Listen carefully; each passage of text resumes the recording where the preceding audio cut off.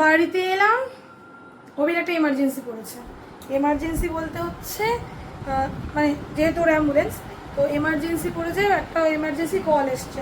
তো আমরা বেরোচ্ছিলাম, মানে বাবুকে তো বাড়িতে রেখে কলকাতা গেছিলাম, কলকাতা থেকে ফিরলাম, বাবুকে বাড়ি থেকে রিসিভ করলাম, বাবুকে নিয়ে এলাম। আসার পরে আমি ভাবলাম যে আমরা ওই আরও এইদিকে আমাদের মায়েশের দিকে না দুটো ঠাকুর, মানে বলে না ভাগের মা গঙ্গা পায় না, ওরকম ব্যাপার। আমরা কাছের যে একদম যে এগুলো তোমার ঠাকুরগুলো সেগুলো দেখিনি, কাছের যে ঠাকুরগুলো আমাদের বাড়ির পাশে যে ঠাকুরগুলো সেগুলো দেখিনি, মানে আমাদের বাড়ি থেকে বেরোতে যে ঠাকুর সেটাও আমরা দেখিনি। তো ওই জন্য ভাবলাম যে ওই ঠাকুরগুলো দেখে রাত্রে খাবার নিয়ে চলে আসবো, কারণ এই কদিন ধরে রাত্রেই মানে কিছু খাচ্ছি না, মানে ঘরে করছি না দুপুরবেলা, বেশিরভাগটাই রাত্রে। মা অষ্টমীর মায়ের কাছে ছিলাম, নবমীর দিন আজ মানে আজকে নবমী কি দশমী কী বলবো জানি না, বুঝতে পারছি না, কিন্তু যাই হোক যেই দিনটাই হোক সেই দিনটা আমি বাড়িতে সকালে রান্না করেছি নর্মাল প্লেন, রাত্রিবেলা কালকে ফ্রাইড রাইস আর মাঞ্চুরিয়ান নিয়ে এসেছিলাম, তো অনেকটা মাঞ্চুরিয়ান রয়েছে, তো বললাম বেশি কিছু আনতে হবে না, একটা কাজ করি ফ্রাইড রাইসটা নিয়ে নিই, ফ্রাইড রাইস নিয়ে তোমার নিয়ে চলে হয়ে যাবে, আর কিছু হয়তো সাথে কিছু নিয়ে নেবো, হয়ে যাবে। তো ওই ভেবে আমরা বেরোবো, তার মাঝখানে অবির ফোন এলো যে একটা এমার্জেন্সি পড়েছে, তো বেরিয়ে গেলো সে গাড়ি নিয়ে। মানে ভাবো একটা জিনিস, আমিও অ্যাডজাস্ট করি, আর ও তো অবশ্যই, যে ও কতটা নিজের কাজকে প্রাধান্য দেয়, মানে একটা মানুষের প্রাণের কাছে কতটা আগে।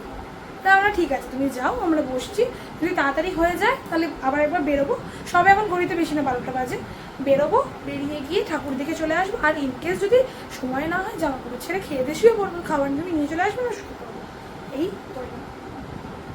যদি যাই তাহলে ভিডিও করবো, যদি না যাই তাহলে করবো না। আমি তো ভেবেছিলাম আর বেরোতেই পারবো না, কিন্তু ওই যে মায়ের যদি ইচ্ছে থাকে তাহলে আটকায় কে, কার সাধ্যি আছে কে কাকে আটকাবে। তাই অভি ফেরার পরে অভি একটু ফ্রেশ হয়ে চেঞ্জ করে নিয়ে আবার আমরা বেরিয়ে গেলাম আমাদের পাশের যে পার্শ্ববর্তী এলাকার ঠাকুরগুলো সেগুলো দেখার জন্য। আমরা সেগুলোই দেখিনি, বললাম না ভাগের মা গঙ্গা পায় না, আমাদের অবস্থাটাই ওরকম।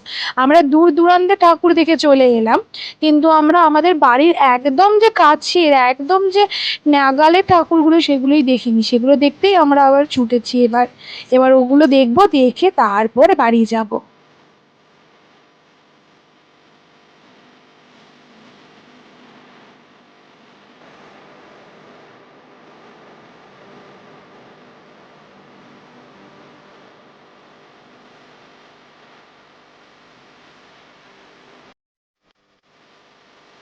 মায়ের এই যে প্রতিমা দেখছো, এই প্রতিমাতে কিছু একটা ভিন্ন আছে, তোমরা কি কেউ খেয়াল করেছো প্রতিমাটা দেখে?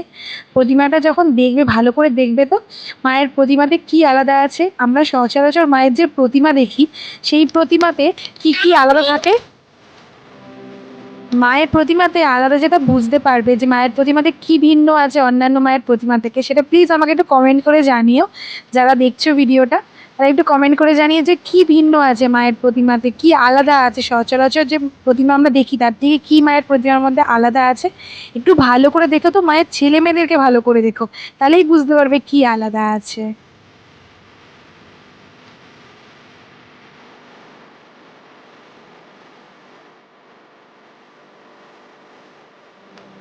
এতক্ষণ যে প্যান্ডেলটা দেখলে তার আসল যে মা দুর্গার পুজো সেটা এখানে হয়, মানে নিয়ম বিধি মেনে মায়ের যে পুজো হয় সেটা এই মন্দিরে হয়। আর এটা হচ্ছে আমাদের শ্রীরামপুর মাহেশ কলোনির মা দেবী মহেশ্বরীর মন্দির।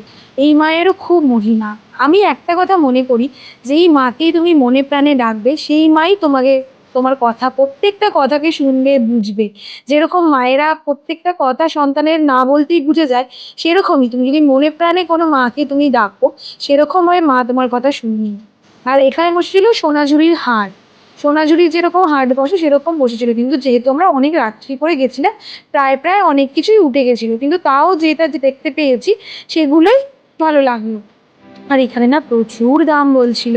হতে পারে ওরা এখানে বসেছে, ওদেরকে তো একটা কিছু পেমেন্ট করতে হয়, তো ওদেরকে সেই টাকাটাও সেখান থেকে তুলে নিতে হবে, তাই জন্য। কিন্তু প্রচুর দাম বলছিল, আমি জাস্ট দেখেই ক্ষান্ত হয়ে গেছি, বিশ্বাস করো। আর সচরাচর যে আমি এরকম জিনিস পড়ি তা কিন্তু নয়, তাই জন্য নেওয়ার খুব একটা আগ্রহ ছিল না, কিন্তু যেহেতু দোকানে গেছি এরকমভাবে মানে হাটে গেছি, তাকে দেখতে খুব ভালো লেগেছে। শান্তিনিকেতন কোনোদিন আমি যাইনি, কিন্তু শুনেছি এরকমভাবেই হাট বসে।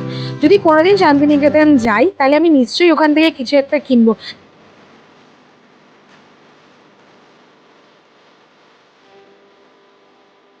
এই শান্তিনিকেতনের হাটেই আমি তোমার এই পুজোর প্রথম ফুচকা খেয়েছি। আসলে কি জানো তো, যখন পুজোয় বাবা মার সাথে ছোটবেলায় বাইরে ঘুরতে বেরোতাম, মানে ঠাকুর দেখতে বেরোতাম, তখন আমার দুটো প্রধান খাদ্য ছিল। একটা হচ্ছে ফুচকা আর একটা হচ্ছে কর্নেটো আইসক্রিম। কর্নেটো আইসক্রিম আমি দুর্দান্ত খেতে ভালোবাসি। এই কর্নেটো আইসক্রিম আর ফুচকাই ছিল একমাত্র, 10-20 টাকার ফুচকা। আর তখন 10 টাকায় অনেকগুলো ফুচকাও দিত, এখন যেমন কমিয়ে দিয়েছে, তখন 10 টাকার ফুচকা খেয়েও তৃপ্তি ছিল। এই 10 টাকা 20 টাকার ফুচকা আর হচ্ছে কর্নেটো আইসক্রিম, এই দুটো খেয়ে বাড়ি আসতাম। বাইরের রোল চাউমিন কোনোটাই আমি খেতাম না, এখন যেমন খাই, কিন্তু তখন একদমই আমি খেতাম না।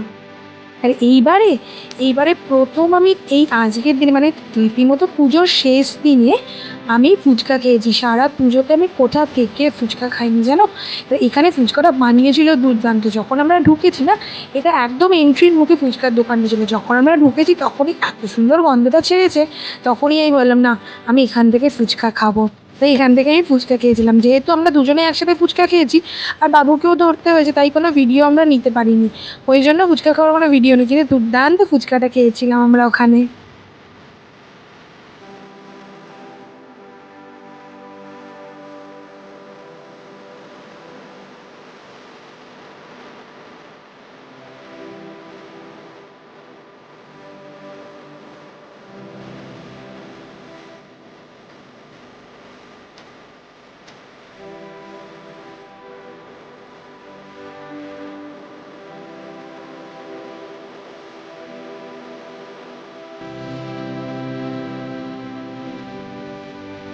আমরা এখন দেখতে এসেছি আমার যে মা বাবার বাড়ি তার একদম পাশে, মানে আমার পুরোনো বাড়ি বলতে পারো বা আমার জন্মস্থান বলতে পারো, সেখান থেকে এই যে মণ্ডপটা, এই মণ্ডপটা হচ্ছে তোমার 5 মিনিটও নয়, তারও কম হাঁটার দূরত্বে হচ্ছে এই যে মানে মণ্ডপটা তৈরি হয়েছিল এটা।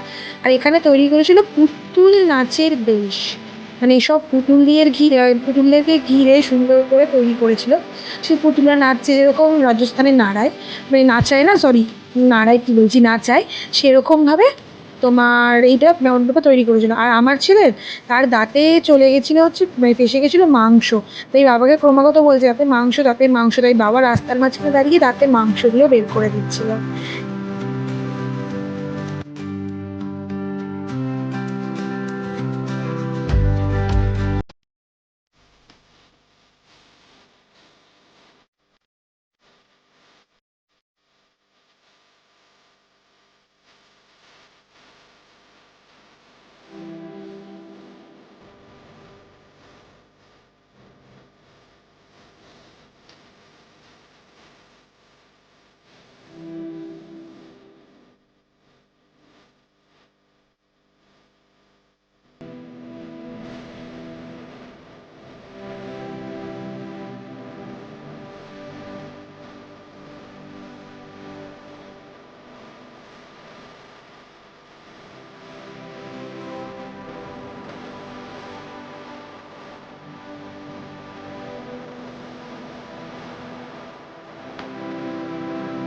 এই পুজোটি হলো শ্রীরামপুরের আরেকটি খুব বিখ্যাত পুজো, স্বরাজ মুখোপাধ্যায়ের পুজো।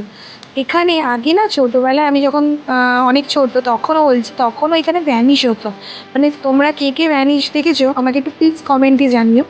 সেই দুর্গা ঠাকুরের মহিষাসুর বধকে যখন ভ্যানিশ করলে দেখানো হতো, ওটা অসম্ভব সুন্দর হতো। এখন তো প্রায় ওটা কোথাও হয়ই না, মানে প্রায় কি, এখন তো কোথাও হয়ই না। এখন তো সব জায়গায় হচ্ছে থিমের চাকচিক্য, কিন্তু আসলে ওটা আমাদের শৈশবের একটা অতীব সুন্দর স্মৃতি। এখনকার বাচ্চারা ওই, মানে এই যে স্মৃতিটা বা ওই অত সুন্দর যে মানে কি বলবো উপস্থাপনাটা, সেগুলোকে কোনোভাবেই ওরা দেখতে পারে না।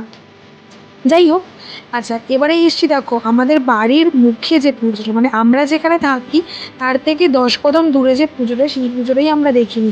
এই পুজোটা আমরা দেখতে এসেছি আজকেই অবশেষে। আমরা যখন যাতায়াত করি তখন এই প্যান্ডেলটা তৈরি হচ্ছে, মানে এটা আমরা হতে দেখেছি এতটাই সুন্দরভাবে। আর আজকে অবশেষে লাস্ট দিনে আমরা এই প্যান্ডেলটা দেখতে পেরেছি। তবে এইভাবে পুজোটাও আমাদের শেষ হয়ে গেল। সবাই খুব ভালো থেকো, সাবধানে থেকো। আবার দেখা হবে নতুন একটা ব্লগে, নতুন একটা ঘটনা নিয়ে, নতুন একটা স্মৃতি নিয়ে, তৈরি করার জন্য স্মৃতি নতুনভাবে। সবাই খুব ভালো থেকো, টাটা। আর প্লিজ ভিডিওটা ভালো লাগলে লাইক শেয়ার অ্যান্ড সাবস্ক্রাইব করে দিও, আর বন্ধুদেরকে যদি পারো প্লিজ শেয়ার করে দিও, টাটা।